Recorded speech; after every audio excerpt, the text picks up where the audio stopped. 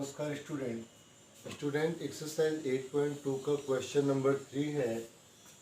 और question number 3 में कहा गया कि ABCD एक आयत है जिसमें PQRS क्रमशः भुजाओं ABBCCD और DA के मध्य बिंदु हैं। दर्शाना ये है कि चतुर्भुज है वो PQRS एक समचतुर्भुज है। ABCD एक आयत है जिसमें PQRS ABBCCD का मध्य बिंदु है। और आपको दर्शाना ये है कि जो चतुर्भुज PQRS बनेगा वह एक समचतुर्भुज बनेगा। समचतुर्भुज तात्पर्य कि उसकी चारों भुजाएं आपस में समान होंगी। यहाँ पर दिया है वो सारी चीज़ें आपने लिख दिया कि कौन किसका मध्य बिंदु है। आपको ज्ञात करना है कि PQRS एक चतुर्भुज है, ये भी आपने लिख दिया। अब आप उत्पत्ति में देखिए, उत्पत्ति में लीजिए त्रिभुज ABC, एक त्रिभुज हो गया, उसमें AB का मध्य बिंदु P, ये बात आपको दिया है, और BC का मध्य बिंदु ये भी आपको दिया है। इसलिए PQ is parallel to AC हो गया। PQ AC का हाफ होता है, यह मिड पॉइंट थ्योरम होता है, मध्य बिंदु प्रमेय से। इसी तरह से त्रिभुज ACD ले लीजिए तो SR जो है वो AC का पैरेलल होगा। SR AC का पैरेलल होगा, ये पैरेलल होगा, और SR AC का हाफ होगा।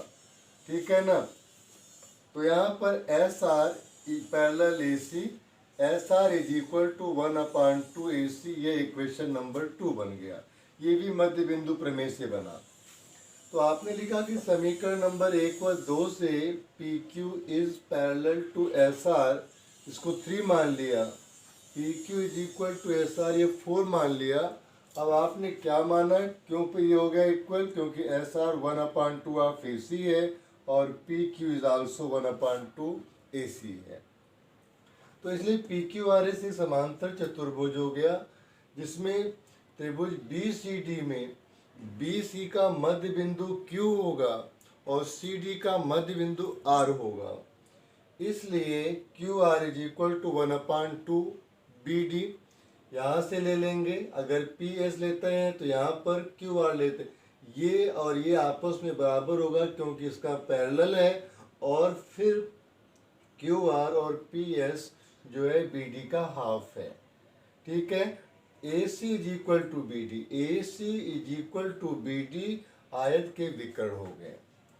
इसलिए समीकरण नंबर 1, 5 और 6 से आपने लिया तो PQRS आपको एक समचतुर्भुज मिला। उसका रीजन ये है कि समांतर चतुर्भुज जिसकी आसन्न भुजाएं समान होती हैं वह क्या होता है, समचतुर्भुज होता है।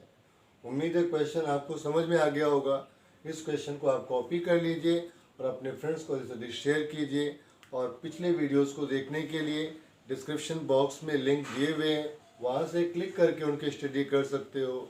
या फिर आई का जो आइकन बना हुआ है, आप वीडियो पर क्लिक करेंगे, आई का आइकन दिखेगा, आप उस पर क्लिक करके उसके भी स्टडी कर सकते हो।